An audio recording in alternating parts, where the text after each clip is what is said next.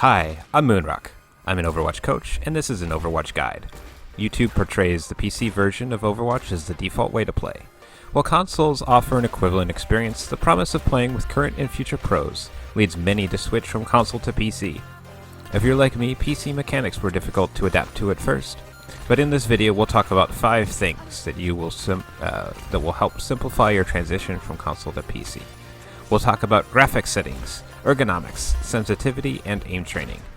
Of everything on this list, custom graphics settings is the largest difference between PC and console. Most consoles are similar, limiting the hardware advantages available to each player. However, on PC, players of equal skill will have different in-game performance depending on the hardware and settings they're using. You've probably already purchased all your hardware you can afford. If you haven't spent your budget yet though, invest in a better GPU, CPU, and a sturdy chair that matches the height of your desk. To make the most out of your existing hardware, we will set up our video settings to maximize frame rate and resolution. Start by showing the frame rate in the HUD with the Ctrl-Shift-R command. Next, go to Video Options. Uncap your frame rate and set everything to low. The most GPU-intensive elements are as low as they can go, but you can further increase your frame rate by lowering the render scale and turning off anti-aliasing. If you have more than 120 frames per second, then you can increase your render scale, and anti-alias doesn't affect frame rate much, but low render scale and high anti-alias is too blurry to use. Unless you have a 244Hz monitor, anything stable above 120 in the training range and 60 in-game is decent. You still benefit from a higher frame rate, and the game still looks good, but losing 50 frames per second for a significantly sharper image by increasing your render scale isn't a big deal unless you have an expensive monitor and a computer that can already handle that frame rate. In this clip, the game still looks good, but there's a huge difference in visibility without impacting the frame rate when I increase the render scale. With the minimum settings, I got 220 frames per second, and with max render scale and anti-alias, I still get 170 max frames per second. Use these settings to get the most out of your hardware. Before we do anything else, it's important to talk about ergonomics. Unlike console gaming, using a mouse is physically demanding. It's not strenuous by any means, but if you don't have good posture, the long hours required to include in the game will lead to repetitive stress injuries and nerve damage. Before I got rid of my old desk, exercises like this would hurt my neck, would hurt my wrist, and my right arm would be numb by the time I was finished playing. To prevent problems like this, make sure you have plenty of space to play and a sturdy chair. If you have a chair with armrest, those armrests should match the height of your desk across the entire armrest. You should also sit high enough in the chair that your elbows can form a 90-degree angle on your armrest. If your desk is deep enough for you to rest your entire forearm on it, then you can find a chair without armrests. I've said armrest too much, but if your desk allows, your knees should form a 90-degree angle and let your feet sit flat on the floor. But if it's more important, it is more important for your shoulders to be relaxed and your aiming forearm to move freely. In the description, I've included links to some chairs that I would buy. The chair that you use should match the height of your desk and let your shoulders relax while you play. Your desk should be big enough that you can comfortably move your mouse. Now that you're running on the highest frame rate your computer can handle and you aren't going to hurt yourself, let's set up your mouse sensitivity. We need to change and turn off enhanced pointer precision. First, search mouse settings. Open the first link. Click on additional mouse options, open pointer options, and ensure enhanced pointer precision is turned off. This makes aiming more consistent.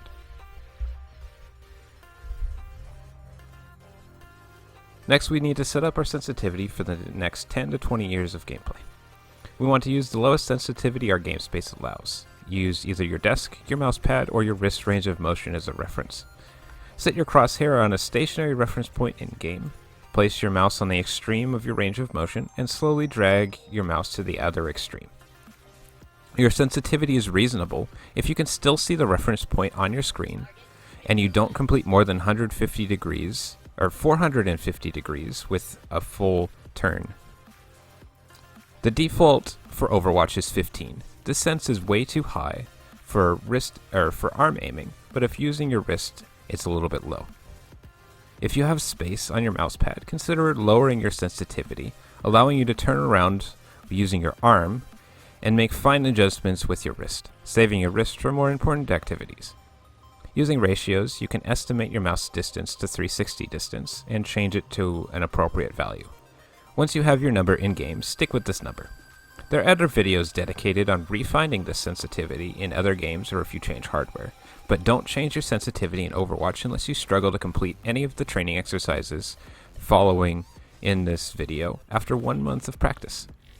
Now that your sensitivity matches your range of motion, you need to establish a system for gradually improving your muscle memory and challenging yourself with different aim techniques. I've included a custom game mode to help you practice. Import the custom game using the code CR8EG. There are 4 introductory aim guides here that apply both to mouse and controller.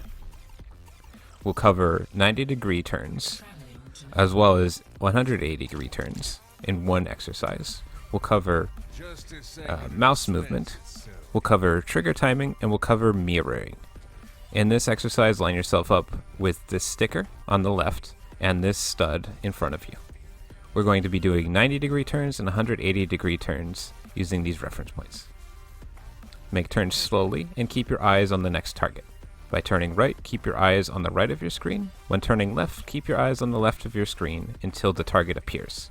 If you overshoot the target or undershoot, let's go more slowly for the next target. Do 10 turns 90 degrees to the left and right, then 10 turns 180 degrees to the left and right, each time picking up your mouse. Then we'll do 10 turns left and right, 180 degrees and 90 degrees without picking up the mouse. This lets us respond more readily to threats, as well as change targets more rapidly. The next exercise we want to do is mouse movement. We're going to click on the corners of doorways, as well as the openings on the way to the point.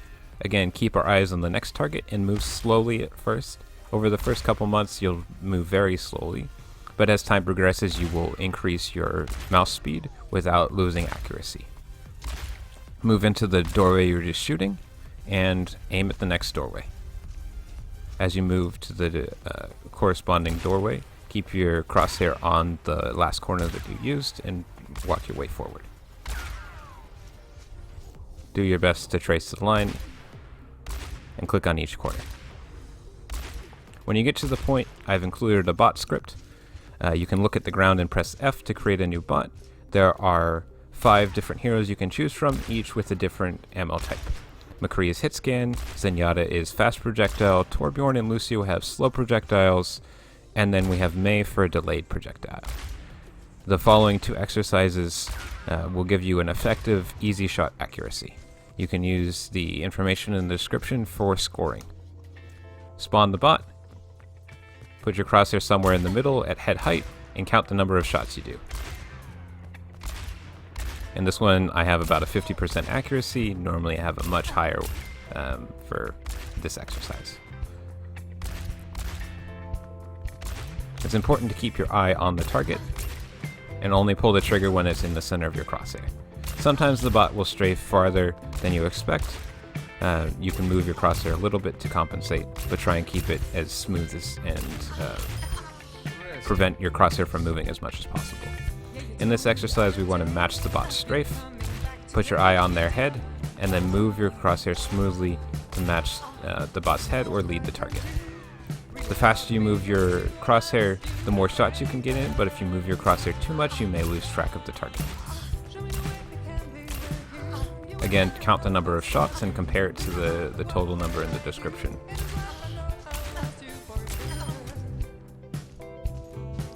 To go back to go back and change heroes, you can go through the portal. We have delayed projectiles with Mei. We have slow projectiles with Torbjorn. Torbjorn has a little bit of ammo drop, but it shouldn't matter too much for the bot. Lucio you have to track. And Zenyatta has a fast projectile. With Discord, you do more damage. The scoring in the description reflects how much damage you do with Discord.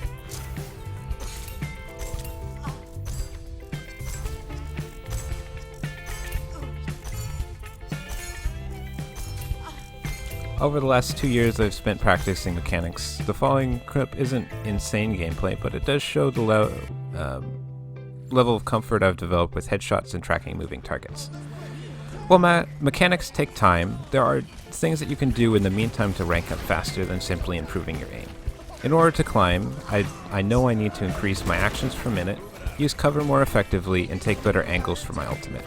Having good aim doesn't make me a better player specifically, but it does make seeing my mistakes a lot easier.